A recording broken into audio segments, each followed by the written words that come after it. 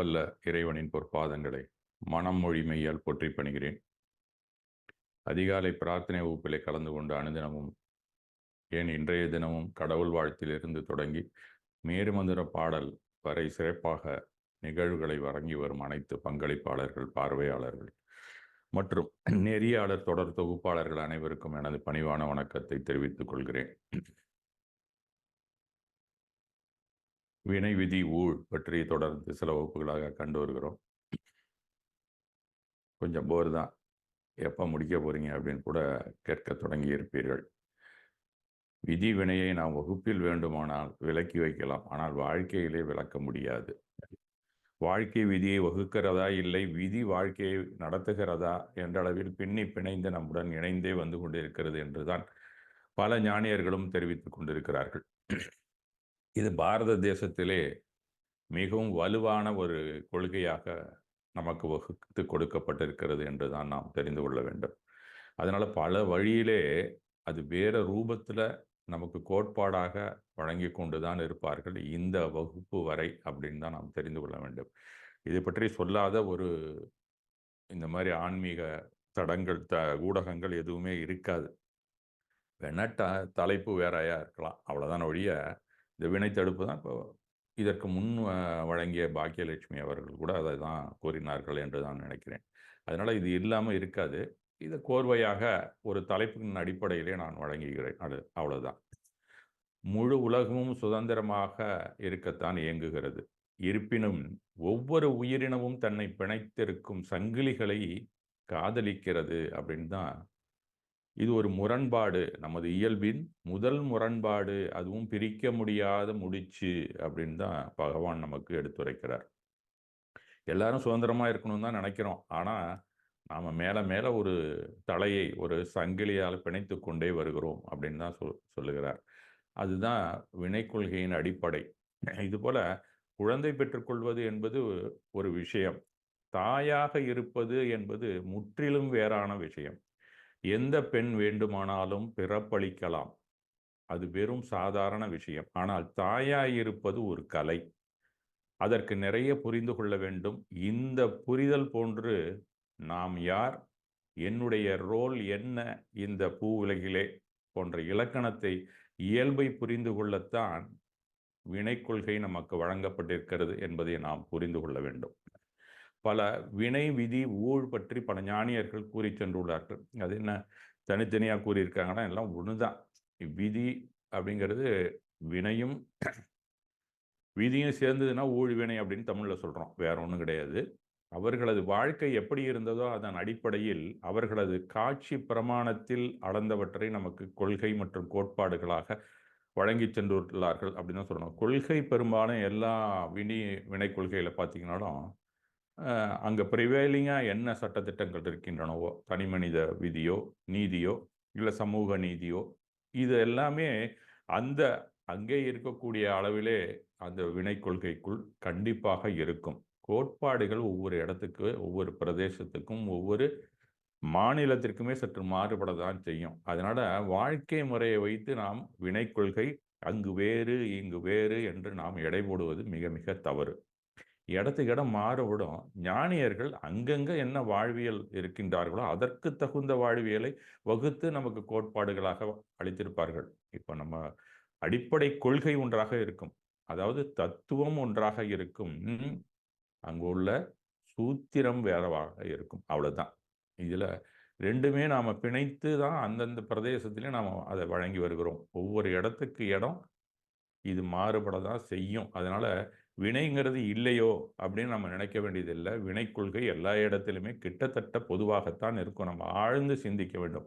அவர்களுடைய வாழ்வியலை பார்த்து நாம் வினை கொள்கையை முடிவு செய்வது தவறு அப்படிங்கிறது. அந்த நேரத்தில் தான் நாம் இது சரியில்லை அது சரியில்லை அப்படின்னு நாம் பிரித்து பார்க்கிறோம். அந்த மாதிரி பிரித்தாள வேண்டிய அவசியமே இல்லை. அவங்கவுங்க ஏரியாவில் வினை கொள்கையை அந்த கோட்பாடின் வழியிலே நடந்தாலே போதும், துன்பம் விலகிய வாழ்க்கை வாழலாம். அதன் பிறகுதான் பிறவா நிலை, சொர்க்கத்துக்கு போகிறதா இல்லை நம்ம சித்த உலகத்துக்கு செல்வதா அப்படிங்கிறதெல்லாம் அடுத்த கட்டம். இதெல்லாம் நாம் இறந்த பின் தெரிந்து கொள்ள வேண்டிய விஷயம். அதெல்லாம் நமக்கு நம்பிக்கை தான் இருக்கும். முழுவதுமாக ஏற்றுக்கொள்ள மாட்டோம். இது வந்து நான் வெளிப்படையா சொல்றேன். பலரும் சொல்லாம இருப்பாங்க, அவ்வளவுதான். ஆனா, இந்த உலகத்துல வாழ்வதற்கு எனக்கு துன்பம் விலகுகிறதா? அப்போ உள்ளார்ந்த அளவிலே எனக்கு துன்ப உணர்வு குறைகிறதா? அப்படிங்கிற அடிப்படையில தான் வினைக் கொள்கை இருக்க வேண்டும். அதற்கான வினைக் கொள்கை எங்கே இருந்தாலும், எந்த ரூபத்துல இருந்தாலும், எந்த நாட்டிலிருந்து வந்தாலும், அதற்கான கோட்பாடுகளை நாம் எடுத்து, அதன் வழியிலே பயணிப்பது தான் நமக்கு நல்ல ஒரு விடுதலையை அளிக்கும். துன்பத்திலிருந்து நமக்கு விடுதலை அளிக்கும் அப்படிங்கிறது தான் முக்கியமான இந்த கருத்துரை. இதை நீங்க தெரிந்து கொண்டு வாழ்வதற்குத்தான் இத்தனை வினை விதி ஊழ் பற்றிய செய்திகளும் கருத்துகளும் அப்படின்னு தான் நான் நினைக்கிறேன். தெய்வமாக வழங்கும் தேவர்கள் கூட வழிகாட்டுதலை வழங்கியதாக சொல்லப்படுகிறது. அதே சமயம் தெய்வங்கள் நினைத்தாலும் வினையின் பிடியை தளர்த்த முடியாது என்றும் கூறப்படுகிறது. இது கொஞ்சம் நமக்கு வந்து இந்த இடத்துல கொஞ்சம் புரியாம தான் இருக்கும். ஏன்னா தெய்வம் அப்படிங்கிறது ஒரு அமானுஷ்யமான விஷயம். அதால எல்லாமே முடியும். ஒரு கடவுளா இருக்கிறவங்க எதை வேணாலும் செய்ய முடியுமா? தெய்வத்துக்கும் கடவுளுக்கும் வித்தியாசம் இருந்தா கூட நம்ம ஒன்றாகத்தான் நம்மளுடைய கண்ணோட்டத்திலே வைத்திருக்கிறோம். எத்தனை தடவை படித்தாலும் நமக்கு கடவுளும் இறைவனும் ஒன்று தான், தெய்வமும் மூன்றுமே ஒன்று தான் அப்படிங்கிறது மாதிரி தான் இருக்கிறோம். இருந்தாலும் இதெல்லாம் நமக்கு வேண்டிய விஷயங்களெல்லாம் நமக்கு செஞ்சு கொடுத்துருமா அப்படின்னு பார்த்தாக்கா அது இல்லை என்று தான் ஏதோ ஒரு மூலையிலே ஒளித்தாவது வைத்திருக்கிறார்கள். சில பேர் பகிரங்கமாக சொல்லுகிறார்கள். இவ்வளவுதான் மாறும். ஆனா யாருமே வினையை விதியை வெல்வது என்பது முடியாது. அதன் போக்கிலே சென்று நாம் துன்பத்தை விலக்கிக் கொள்ளலாம். அவ்வளவுதான ஒழிய இதிலிருந்து நம்ம மாறுபாடு இல்லை. உதாரணமாக தெய்வங்கள்லாம் மாத்திரும் அப்படின்னு நாம நினைச்சோம்னா இல்லை என்று புராண காலத்திலேயே சில கதைகள் இருக்கின்றன.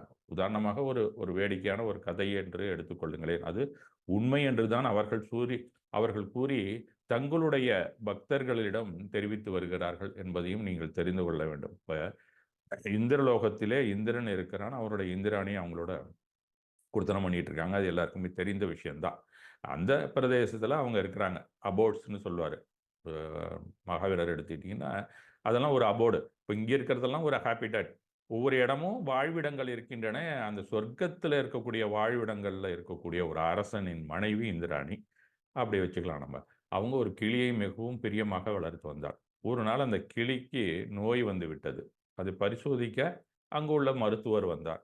இது இனிமே பிழைக்காது அப்படின்னு தேவலோகத்து டாக்டர் சொல்லிட்டு போயிட்டார். உடனே தன் கணவனை அழைத்த இந்திராணி, யாரு கணவன்? இந்திரன் தானே.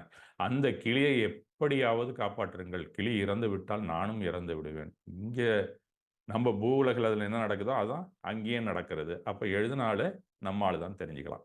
இந்திரன், கவலைப்படாதே இந்திராணி, நான் உடனே பிரம்மாவிடம் சென்று முறையிடுகிறேன் அப்படின்னு சொல்றாரு அவர். ஒரு ஆறுதலுக்காக அப்படின்னு கூட நீங்க எடுத்துக்கலாம். ஏன்னா அப்படித்தானே எல்லா கணவன்மார்களும் உடனே சொல்லுவாங்க. ஒவ்வொருவரின் தலையெழுத்தையும் எழுதுபவர் அவர்தானே அப்படின்னு சொல்றாரு. அப்படின்னா நாம என்ன செய்யணும்?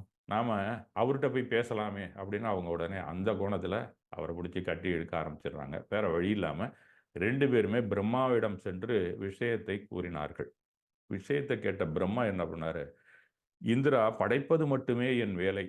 உயிர்களை காப்பது சாட்சாத் மகாவிஷ்ணுவின் தொழில் அப்படின்ட்டாரு அவர். உடனே அவரு தன்னுடைய ரெஸ்பான்சிபிலிட்டியிலேருந்து வெளியில வந்துட்டாரா? இல்ல அது என்னோட ரெஸ்பான்சிபிலிட்டியில இல்லை அப்படின்னு சொல்லிட்டாரோ? எப்படி வேணா நீங்க எடுத்துக்கலாம். அவரால முடியாதுன்னு மட்டும் தெரிந்து போச்சு. நாம் அவரிடம் சென்று உதவி கேட்போம் அப்படின்னு சொல்லி 3 பேருமே கிளம்பிட்டாங்க. அங்கேருந்து நேரா இந்திரன், இந்திராணி, இன்னும் சொல்லப்போனா பிரம்மாவும் கிளம்பிட்டாரு. 3 பேரும் நேரா போய் வைகுண்டத்துக்கு போறாங்க. அங்க மகாவிஷ்ணு இருக்கிறார். அந்த மகாவிஷ்ணுவே உயிர்களை காப்பது நான் தான் அப்படின்னு அவரே ஒத்துக்கிறார். ஆனா அந்த கிளி இறக்கும் தருவாயில் இருக்கிறது. அதை நம்ம எப்படி காப்பாத்துறது? நீங்க தான் சொல்லணும் அப்படின்னு சொன்ன அவரு உடனே பதில் சொல்றாரு. காக்கிற வேலை தான் என்னது? அழிக்கும் தொழிலை மேற்கொண்ட சிவன் தான் அதை காப்பாற்ற வேண்டும் அப்படின்னு சொல்லிட்டாரு. இது என்னடா இது? ஒன்னொன்னுக்கும் ஒவ்வொரு இடத்துக்கு போக வேண்டியதா இருக்கு அப்படின்னு நீங்க நினைக்கிறீங்களா? அது அவங்க தானே போறாங்க. அப்புறமா அவங்க எல்லாருமே கிளம்பி வாருங்கள், நானும் உங்களிடம் வந்து சிவனிடம் பேசுகிறேன்னு விஷ்ணுவும் அவங்களோட தே ஆர் அக்கம்பனிடு வித் அதர்ஸ். எல்லாருமே சேர்ந்து வருகிறார்கள். விவரம் கேட்ட சிவன் என்ன பண்றாரு? அழிக்கும் தொழில் என்னுடையது தான். உயிர்களை எடுக்கும் பொறுப்பை நான் யம தர்ம ராஜாவிடம் ஒப்படைத்து விட்டேன் அப்படின்னு சொல்றாரு. அப்பனா என்ன செய்யறது? எல்லாரும் கிளம்பி நேரா யமதர்மராஜாவிடம் போய் சொல்லுகிறார்கள். அந்த கிளியின் உயிரை எடுக்க வேண்டாம் அப்படின்னு சொல்லிடுவோம் அப்படின்னு முடிவு பண்ணி யமலோகத்துக்கு சென்றார்கள். அங்கே அவைக்கு அவருடைய அவைக்கு சிவன், மகாவிஷ்ணு, பிரம்மா, இந்திரன், இந்திராணி எல்லாருமே வந்திருக்கிறத பார்த்தோன்னே அந்த யமதர்மன் உடனே எழுந்து ஓடி வந்து வரவேற்கிறார். விஷயம் முழுவதையும் கேட்ட அவர் ஒவ்வொரு உயிரையும் எந்த நேரத்தில், எந்த சூழ்நிலையில், என்ன காரணத்திற்காக எடுக்க வேண்டும் அப்படிங்கிற காரணத்தை ஒரு ஓலையில எழுதி ஒரு பெரிய அறையில் தொங்க விட்டுள்ளோம். அந்த ஓலையை அருந்து விழுந்து விட்டால் அவரின் ஆயுள் முடிந்துவிடும் அப்படின்னு சொல்றாரு. அப்ப வாருங்கள் அந்த அறைக்கு சென்று கிளியின் ஆயுள் ஓலை எது என்று பார்த்து அதை மாற்றி எழுதி விடுவோம் என்று அவர்களை அழைத்து செல்கிறார்கள். இப்படியாக எல்லாருமே அந்த ரெக்கார்ட் ரூமுக்குள்ள போறாங்க. அந்த ஓலைகள் எங்கெங்க தொங்குகிறதோ அங்கெல்லாம். அப்படி நுழைந்து வந்த ஓலை உள்ள போகும்போது அந்த கிளிக்கான ஓலை அருந்து விழுந்து விடுகிறது. ஏன்னா அவர்கள் அவசர அவசரமாக அந்த ஓலையை எடுத்து பார்க்கிறார்கள். அந்த கிளியின் ஆயுள் ஓலை என்ன சொல்லுகிறது அப்படின்னு பார்த்தா, இந்திரன், பிரம்மா, விஷ்ணு, சிவன், யமதர்மன் ஆகிய ஐவரும் எப்போது ஒன்றாக இந்த அறைக்குள் நுழைகிறார்களோ அப்போது அந்த கிளி இறந்துவிடும் அப்படின்னு எழுதப்பட்டிருக்கிறதாம். அப்ப விதியை மாற்றுவது என்பது முடியாது என்பதே இந்த கதையை நமக்கு எடுத்து கூறுகிறது. இதுல கிட்டத்தட்ட எல்லா சாமியும் வந்துட்டாங்கன்னு நினைக்கிறேன். அந்த மாதிரி தான் விதிக்கான கதைகள் பல இருக்கின்றன. முன்னாடி நம்ம வியாசரை பற்றி இந்த மாதிரி ஒரு கதையை, ஏன்னா அவர் பெரிய முனிவர், அவராலையும் முடியல. அதற்கு மேலே இருக்கக்கூடிய தெய்வமாக நாமெல்லாம் எல்லாரும் வழங்குகிறார்களே, அவர்களாலும் விதியை மாற்றுவது முடியாது அப்படிங்கிற உண்மையை நாம் தெரிந்து கொள்ள வேண்டும்ங்கிறது தான் இந்த கதையின் கருத்து. யாருக்கு விதி, எங்கே எப்படி முடியும் என்பது எழுதியவனுக்கே தெரியாது என்பதுதான் உண்மை. அப்ப இது யார் எழுதுனான்னா இயற்கை தான் முடிவு செய்கிறது. இந்த இயற்கைக்குள்ள அடங்கியவர்கள் தான் அத்தனை தெய்வங்களும் அப்படிங்கிறத நீங்க தெரிந்து கொள்ள வேண்டும்.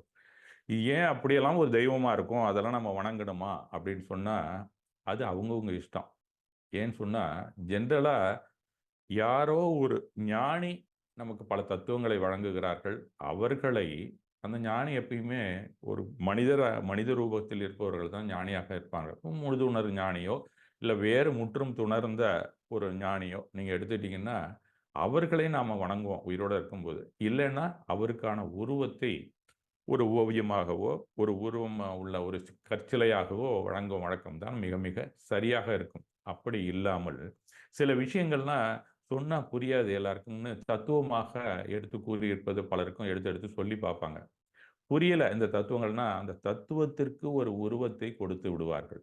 என்னென்ன தத்துவங்கள் விதவிதமாக உட்பிரிவோடு இருக்கிறது அத்தனைக்கும் ஒரு உருவங்களை கொடுத்து வழங்கும் வழக்கம் பழைய காலத்துல இருந்தது. அப்படி தோன்றியவர்கள் தான் இந்த தெய்வங்கள். ஆக அந்த தெய்வங்களுக்கு உருவங்கள் உண்மையிலே கிடையாது. அந்த மாதிரி ஒரு ஆளே வரலாற்றிலேயே இல்லை. நம்மளா எதுவும் எழுதிக்கிட்டாதான் உண்டு. ஆனா இங்கே வாழ்ந்த முழுதுணர் ஞானியர்கள் உண்மையிலேயே வாழ்ந்திருக்கிறார்கள். அவர்களுக்கான வரலாறுகள் இருக்கின்றன. அவர்கள் கூறிய வினை கொள்கை மிக மிக சரியாக நமக்கு இருக்கும் அப்படிங்கிறது தான் உண்மை. ஆக இந்த மாதிரி வினை கொள்கைகளை நாம் தேர்வு செய்வதிலே மிக மிக விழிப்பாகவும் இருக்க வேண்டிய அவசியம் இருக்கிறது. பக்தி தான் எப்படி செலுத்துவது அப்படிங்கிறதுல பல முரண்பாடுகளை அளிக்கிறார்கள். சில வினை கொள்கைகள் வழியிலே பக்தியை நம்ம எப்படி செலுத்துறதுங்கிறது கூட சில முரண்பாடுகள் இருக்கின்றன. மனிதர்களுக்கிடையே எது நல்லொழுக்கமாக சொல்லப்படுகிறதோ அதை மீறுவதாக அந்த தெய்வங்களின் மீது உள்ள பக்தியே தெரிவிக்கிறது அப்படிங்கிறது தான் மிக கொடுமையான ஒரு விஷயம். அதற்கான புராணங்கள் கூட இருக்கின்றன. அந்த தெய்வங்களை வணங்காதவர்களை கொடூரமாக கொன்றால் அந்த ஞானத்தை அந்த தெய்வம் வழங்கும் என்று சில புராணங்கள் தெரிவிக்கின்றன. இப்படியெல்லாம் கூட இருக்கு. தன் மகனை கறி சமைத்து படைத்தால் நிறைவேற்றும் அப்படின்னு சொல்றாங்க. நீங்க என்ன கேட்குறியோ அது அந்த தெய்வம் நிறைவேற்றும். யாரு? நம்ம குழந்தைய நாம கறி சமைச்சு அதுக்கு படைச்சா. இப்படியெல்லாம் இருக்கக்கூடிய ஒரு தெய்வம் நமக்கு ஞானத்தை வழங்குமா அப்படிங்கிறத நாம தான் நமக்கு எவ்வளோ அறிவிலித்தனமாக இதை செய்திருக்கிறார்கள் என்பதை நாம் பார்க்க வேண்டும். தெய்வ பக்தரின் மனைவியின் மூக்கை அறுத்த கதை இருக்கிறது, கையை வெட்டிய கதை இருக்கிறது. தன்னுடைய மனைவியை அந்த தெய்வ பக்தன் வெட்டுகிறான், அப்படி ஒரு கதையே இருக்கு. தன் குடும்பத்தினர் அனைவரையும் குன்று குவித்த கதை இருக்கிறது. அந்த தெய்வ பக்தர்களுக்கு தன் மனைவியை கொடுத்த கதை கூட இருக்கிறது. இப்படியாக கொடுமைகளும் இம்சைகளும் ஒழுக்க கேடுகளும் பக்தியாக சொல்லி அவர்களை வாழ்க்கையில தெய்வங்கள் ஞானத்தை வழங்கி கடை தேற்றுவதாகவும் சொல்லப்பட்ட புராணங்கள் நிறையவே இருக்கின்றன. அந்த மாதிரி புராணங்களே கூறப்படுகின்ற அந்த வினை கொள்கை வெறும் தத்துவங்கள் தான். அதுல உருவங்களும் கிடையாது. அதுல எழுதியிருக்கக்கூடிய எல்லாமே பொய்யானவைகள் தான். அப்படி சொன்னாதான் இந்த பாமரர்கள், அறியாமையிலே இருப்பவர்கள் நம்பி அந்த வினை கொள்கையை ஏற்றுக்கொள்வாருங்கிறதுக்கான ஏற்பாடுகள் தான். அதனால அவர்களையும் நாம் குறை சொல்ல முடியாது. நம்மளுடைய அறிவுத்திறன் கூடுதலாக போனா அதெல்லாம் விலக்கி விட்டு வெளியில வந்துடணும்.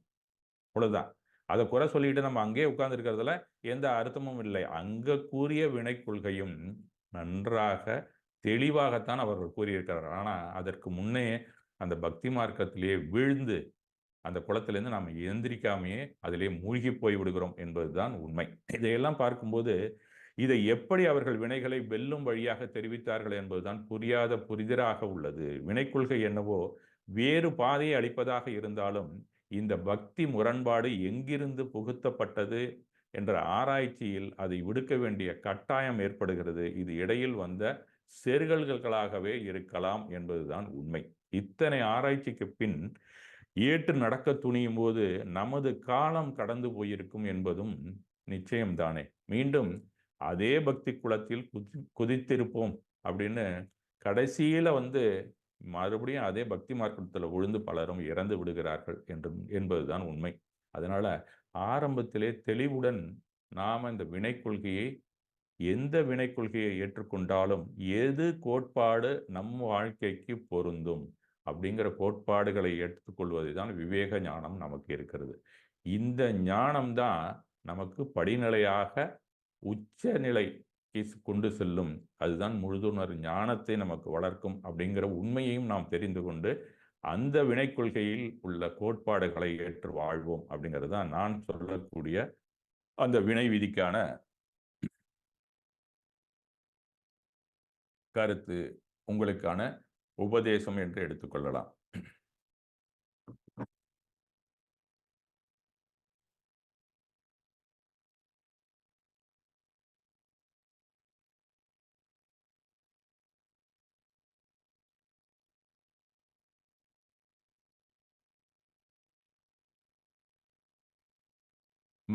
மகாவீரர், புத்தர் போன்றோர் மனிதனாய் பிறந்தவர்கள். தேவதூதனோ தெய்வ குழந்தையோ அல்ல. இவங்கெல்லாம் தேவர்களும் அல்ல, ஒரு தேவ மைந்தனும் அல்ல, யாரோ ஒருத்தர் அனுப்பி வைக்கப்பட்டவர்களும் அல்ல. சாமானிய மனிதர்களுக்கிடையே ஒரு மானுடனாக அவதரித்தவர்கள். அவர்களது வாழ்க்கையில் கண்ட உண்மைகளை, அனுபவங்களை வைத்து நல்லதொரு வழிகாட்டுதலை நமக்கு அளித்து சென்றுள்ளார்கள் என்பதே நாம் புரிந்து கொண்டு அதை ஏற்க வேண்டும். எப்படி இருந்தாலும் மனிதன் மாமனிதனாக உயர்ந்து தெய்வத்தன்மையில் முழுமையை எய்தியவர்களால் மட்டுமே நமக்கான மேலான ஒரு வாழ்வியலை வழிகாட்டுதலாக அளிக்க முடியும் என்பதை நாம் புரிந்து கொள்ள வேண்டும். இது வினை கொள்கையாக இருந்தாலும் அதுவே பொருத்தமான கோட்பாடுகளாக, வாழ்வியலாக இருக்கும் என்பதில் எவருக்கும் ஐயம் ஏற்படவே வேண்டியதில்லை. ஏதோ அமானுஷ்யமாக, அசரீரியாக, உருவமற்ற ஒளியாக மட்டும் வழங்கப்பட்டதல்ல இவர்களது வினை கொள்கை, அதற்கான கோட்பாடுகள் என்பதை நாம் நன்கு உணர வேண்டும். அது என்ன கொள்கை, கோட்பாடுன்னா எல்லா இடத்துலையும் கொள்கை இருக்கும். அதை எப்படி நாம நடவடிக்கைகளை நாம் எப்படி செலுத்த வேண்டும், அதுக்கான கோடிங்ஸ் தான் அந்த கோட்பாடு அப்படிங்கிறது. இதிலெல்லாம் நம்ம சின்ன சின்ன சந்தேகங்கள் வரதான் செய்யும். நம்மிடையே வாழ்ந்த மனிதர்கள் அவர்கள் தங்கள் வாழ்வில் எதிர்ப்பட்ட துன்பங்களை களைய முற்பட்ட போது பெற்ற தெளிவான முறையான அனுபவங்களை நம்மிடையே விட்டு சென்றுள்ளார்கள். தேவையானால் எடுத்துக்கொண்டு அவ்வழியிலே உங்கள் வாழ்க்கையை நடத்துங்கள் என பரிந்துரை மட்டுமே தந்து சென்றுள்ளார்கள். அவங்க ஒன்றும் அடக்குமுறை தர்பாரில் நீ அதெல்லாம் எடுத்துக்கிட்டு தான் ஆகணும் அப்படின்னு அரசராய் பிறந்த அவர்கள் கூட நம்மை அடக்குமுறை செய்யவில்லை என்பதுதான் யதார்த்தம். அதை ஏற்காவிட்டால் நமக்கு நரகமே கிட்டும் என்றெல்லாம் நம்மை அச்சுறுத்தி விட்டும் செல்லவில்லை என்பதுதான் உண்மை. கேட்டால் சொர்க்கம் கிட்டலாம் என்பது நமது யூகம்தானே தவிர அதுவும் உத்தரவாதம் அல்ல என்பதையும் நான் புரிந்து கொள்ள வேண்டும். கூட்டி கழித்து பார்த்தால் நல்லதொரு விடை வருமல்லவா? அந்த அடிப்படையிலே நமக்கான வழிகாட்டுதலை கணித அறிவியல் சூத்திரமாக அளித்து சென்றுள்ளார்கள் இந்த ஞானியர்கள். அதில் மகாவீரர் வழிகாட்டுதல் இன்றும் பாரத தேசத்தில் பலராலும் பின்பற்றப்படுகிறது என்பதுதான் யதார்த்தம். இது எல்லாருக்குமே தெரியும். இதன் அடிப்படையிலே அவரது வாழ்வியல் வழிகாட்டுதலை வினைக் கொள்கைக்கு பொருத்தமாகவும், வினை கோட்பாடுகளை தன் வாழ்க்கையை எப்படி நடத்த வேண்டும் என்பதில் அது ஒன்றிணைந்து வருகிறது என்பதையும் புரிந்து கொண்டு பின்பற்றும் போது நல்லதொரு விடியல் ஏற்படும் என்ற நம்பிக்கையோடு இதில் நாம் பயணிப்போம். இதுதான். நீங்க யார் மனிதனாக இருந்து நமக்கு வினை கோட்பாடுகளை அளித்தார்களோ அதுதான் நமக்கு பொருந்தும். அதில் ப்ரிவைலிங்ல இப்போ பார்த்தீங்கன்னா, இன்றைய சினாரியோவில் பகவான் மகாவீரர் அவர் அளித்த கொள்கைகள் தான் இப்பயும் நடைமுறை வாழ்க்கையில பாரத தேசத்திலே இருந்து கொண்டிருக்கிறது என்பதை நாம் புரிந்து கொள்ள வேண்டும். ஏன் அவருடையது இல்லை அப்படிங்கிறதெல்லாம் வரலாற்றை படித்து நாம் தெரிந்து கொள்ள வேண்டிய விஷயம். அதனால அது வந்து இதை விட கூட அது மட்டம், இது ஏற்றத்தாழ்வு, அந்த ஏரியாக்கெல்லாம் போனால் அது கட்சி ஆகிடும், மதமாகிடும். நாம் அந்த ஏரியாக்குள்ளே போகணும்னு அவசியமே இல்லை. வேணால் அதை படித்து தெரிஞ்சுக்கலாம். இதுக்கு எது பயன்படும் அப்படிங்கிற அடிப்படையில் நீங்கள் எந்த வினை கொள்கையை வேணாலும் எடுத்துக்கொண்டு படிக்கலாம். அதில் ஒன்றும் தவறே இல்லை. எதுவுமே கூடுதல் குறைச்சல்ல. அந்தந்த ஏரியாவுக்கு அது பொருத்தமாகத்தான் இருக்கும். கோட்பாடு மாடும், அவ்வளோதான். அதில் சில விஷயங்களை தனி மனிதனாக நீங்கள் கூட ஒரு கோட்பாடை வகுத்து கொண்டு அந்த வினை கொள்கையின் வழியிலே நீங்கள் பயணிப்பது உங்களுக்கு மேன்மை அளிக்கும் என்பது என்னுடைய தனிப்பட்ட கருத்து. அவரது வினைக்கொள்கை கூறுவது, மகாவீரர் கூறும் வினைக்கொள்கை முக்கியமாக யாதென காணும்போது ஒரு கன்சைஸாக நீங்கள் பார்த்தீங்கன்னா, அனைத்து உயிர்களும் இன்பமே எய்திக, இதுதான் அவர் உள்ளுக்குள்ள நினைத்து கொண்டு அதை நம்பிக்கையோடு நமக்காக வழங்கியிருக்கிறார் என்பதுதான் உண்மை. அனைத்து உடல்களும் நோய் நீங்கிய ஆரோக்கியம் கொள்க பெருக அப்படின்னு தான் அவர் இந்த வினைக்கொள்கையை நமக்கு அளித்திருக்கிறார். அதனுடைய அடிப்படையான கொள்கை இதுதான். அனைவரது உணர்வுகளும் இணக்கமாய் நல் உணர்வுடன் ஒன்றிணைக அப்படின்னு அப்பவே சொல்லிட்டு போயிட்டார். இந்த பாரத தேசத்து மக்களுக்கு எல்லாருக்கும் ஒரே மாதிரி உணர்வுகள் இருக்கணும். அது தீய உணர்வு நல்ல உணர்வு அப்படிங்கிறத பேதம்லாம் இல்லை. இங்க அவர் சொல்றது எல்லாருக்கும் ஒரே மாதிரி உணர்வா இருந்தா எல்லாரும் ஒற்றுமையா இருக்க போறாங்க. இதற்கான பாவனையை தான் நமக்கு கொடுக்கிறார். இது அப்போ ஒரு அருமையான வாழ்வியல். உயிர்கள் எல்லாமே இன்பமாக இருக்க வேண்டும், உடல்கள் எல்லாமே நோய்கள் நீங்கி ஆரோக்கியமாக இருக்க வேண்டிய ஆகார விதிகளையும் கொடுக்கிறார், மருத்துவ விதிகளையும் நமக்கு வழங்கியிருக்கிறார். அப்போ உடல்களும் நன்றாகத்தான் இருக்கும். உணர்வு ரீதியிலே இணக்கமாக நாம் உணர்வுடன் ஒன்றிணைய வேண்டும் அப்படிங்கிறது தான் உள்ளார்ந்த பாவனையை அவர் கொண்டுள்ளார். அந்த பாவனையை நமக்கு அளிக்கிறார் என்றுதான் நாம் தெரிந்து கொள்ள வேண்டும். இந்த விஷயங்கள்லாம் வினைக்கொள்கையில அடிப்படையாக நமக்கு தெரிவிக்கப்பட்டுள்ளன. இந்த தரவுகள் தான் நம்மை அந்த பக்கம் இழுக்கிறது. இது இல்லைன்னா நமக்கே தெரியல இதெல்லாம் இருக்காங்கிறது. இது இருக்கிறத உணரும் போது கண்டிப்பா நாம அதை பிடித்து கொண்டு மேலே தான் செல்வோம் என்பது உண்மை. பாரத மக்கள் இணக்கமாய் ஒன்றிணையாத காரணத்தினால்தான் பல காலம் அடிமைப்பட்டன என்பதும் உண்மையான வரலாறு. இதை பலரும் படிச்சிருக்கலாம். அந்த அடிமைத்தனத்திலிருந்து அகிம்சை கொள்கையை வலியுறுத்தி கூறிய பின்னே இந்திய மக்கள் ஒன்றுபட்டனர் என்பதும் வரலாற்று உண்மை. அதுவும் உங்க எல்லாருக்குமே தெரியும். பாரத தேசம் தனித்தனியா கடந்தது, அதை ஒன்றிணைக்க ஒரு பசை தேவைப்பட்டது. அதற்கு இந்த அகிம்சை கொள்கை தான் மிக மிக பொருத்தமாக இருந்தது என்று ஒரு மகாத்மா உணர்ந்து அந்த கொள்கையை தான் நமக்கு. அப்ப வினை கொள்கையிலே அடிப்படையாக என்ன இருக்கிறது? அகிம்சை கொள்கை தான் இருக்கு. ஆக நாமெல்லாம் ஒன்றிணைவதற்கும் இந்த அகிம்சை கொள்கை கண்டிப்பாக மிக அருமையான ஒரு கருவியாக செயல்படும் என்பதில் எந்த ஒரு ஐயமும் நமக்கு இருக்க வேண்டியதே இல்லை. ஆக நாம விடுதலை வாங்கியது கூட இந்த அகிம்சையின் அடிப்படையில் தான். அப்ப நாம ஒன்றும் ஜெயினனாவா இல்லை சமணனாகவா யாராகவா, இந்தியனாக இருந்து நாம அகிம்சை விதியிலே தான் பயணித்தோம் அப்போது என்பதுதான் உண்மை. உதாரணமாக நம்ம வந்து சொல்லணும்னு சொன்னால் அந்த பழைய ஹிஸ்ட்ரி நீங்கள்லாம் படிச்சிங்கன்னா தெரிஞ்சிருக்கலாம். ஒரு நுணுக்கமான சில விஷயங்களை மட்டும் நான் உங்களுக்கு சொல்லுகிறேன். அலெக்சாண்டர் இந்தியாவுக்கு வருகை வருகிறார். வந்து அவர் வந்து நாடு நாடாக பிடிக்கணுங்கிறது தான் அந்த காலத்தில் ஒரு அரசனுக்கு ஒரு வீரன். அவன் வந்தான்னா பல நாடுகளை வெல்ல வேண்டும். அங்கே இருக்கக்கூடிய ஏதோ ஒரு வளங்கள் என்ன கையில் எடுத்துகிட்டு போக முடியுமோ, அவன் நாட்டில் எது விலை உயர்ந்ததாக சொல்லப்படுகிறது. இங்கே ஒரு மிளகு கூட அந்த நாட்டில் விலை உயர்ந்ததாக இருக்கும். இங்கே தங்கம் வந்து விலை உயர்ந்ததாக இருந்தால் கூட அவன் எடுத்துகிட்டு போகணும்னு நினைக்க மாட்டான் சில பேர். அந்த மாதிரி அவர்கள் நாட்டிலே எது விலை உயர்ந்ததோ அதையெல்லாம் அள்ளிட்டு போயிட்டு இருந்தான். அந்த மாதிரி ஒரு காலம் இருந்தது. அப்போ அலெக்சாண்டர்னு ஒருத்தர் வருகிறார். அவர் வந்து இங்கே இருக்கக்கூடியவர்களெல்லாம் போர் இடத்துக்கு அழைக்கும்போது அவர்கிட்ட இருக்கக்கூடிய அந்த வீரத்தையும் அவர்கிட்ட இருக்கிற போர் படையும் பார்த்து பலர் பேர் முன்னாடியே மண்டியிட்டு விடுகிறார்கள். அதில் அந்த சிக்கந்தர்னு சொல்லுவாங்க, சில புருஷோத்தமன் தமிழில் சொல்லலாம், பாரஸ் அப்படின்னு இங்கிலீஷில் எழுதியிருப்பான். அவன் மட்டும் அறைகூல் இருக்கிறான், நான் போர் புரியறேன் உன்னோட அப்படின்னு சொல்லி. அவன் பெரிய வீரன். இவங்க 2 பேருமே சண்டை போடுவதற்காக அந்த ரணபூமிக்கு வருகிறார்கள். அதுக்கு முன்னாடி எடுத்தோடனே சண்டையை ஆரம்பிக்க போகிறாங்க அப்படின்னு கிடையாது. எடுத்தோடனே கண்ணாபண்ணான்னு அடிச்சுக்கிறதுலாம் அந்த காலத்தில் ஒரு டீசென்சி எல்லா நாட்டிலையுமே இல்லாமல், சண்டை போட்டால் கூட ஒரு டிசிப்ளினோட தான் சண்டை போட்டிருக்கான். நான் இன்னைக்கு சண்டை போகிறேன் இத்தனை மணிக்கு அப்படின்னு முன்னாடியே சொல்லிடுவான். அது வரைக்கும் 2 பேரும் படைகளை ஒரு இடத்துல குவித்து கொண்டுவார்கள். அந்த மாதிரி ரணபூமியிலே குவித்து கொண்டு வருகிறார்கள். வந்து படைகள் வந்து சேர்ந்து கொண்டே இருக்கிறத இந்த பக்கம் ரைட் சைடில் இந்தியாவினுடைய படை வந்து சேர்ந்து கொண்டு இருக்கிறது. அந்த பக்கம் அலெக்சாண்டரோட படை முன்னாடியே வந்து அவன் பாடி வீடுனா அவங்கெல்லாம் அந்த கூடாரம் அடைத்து அந்த போருக்காக வந்தவர்கள் தங்கக்கூடிய குடில்கள் அங்கே வந்து அவங்கெல்லாம் சேர்ந்துட்டாங்க. இங்கே இருக்கிற பாடி வீடுகள் அங்கங்கே தனித்தனியாக இருக்கு. அங்கங்கேயும் உணவுகள் சமைக்கிறார்கள் இரவு நேரத்தில். எல்லாம் மாமிச உணவு பானங்களோட தான் இருக்கும். வேற வழி கிடையாது. நீங்கள் வந்து சண்டைக்கு போயிட்டீங்கன்னா அங்கே போய் இந்த கதை இருந்த ஒழுக்கம்லாம் அங்கே பேசவே முடியாது. தண்ணி அடிச்சுட்டு மாமிசம் சாப்பிட்டு தான் சண்டை போடணும், வேற வழி கிடையாது. அந்த மாதிரி நம்ம போர் வீரர்கள் பக்கத்தில் இருக்கிறத அங்கே இருந்து 2 படைத்தலைவர்கள் உப தளபதிகள் 2 பேர் 3 பேர் வர்றாங்க. இருட்டில் வந்து பார்க்குறாங்க. அப்போனா சண்டை இல்லை. அதனால அவங்க பார்க்கும்போது இவங்களும் ஒன்றும் சண்டைக்கு போடலைன்னு வச்சுங்களேன்.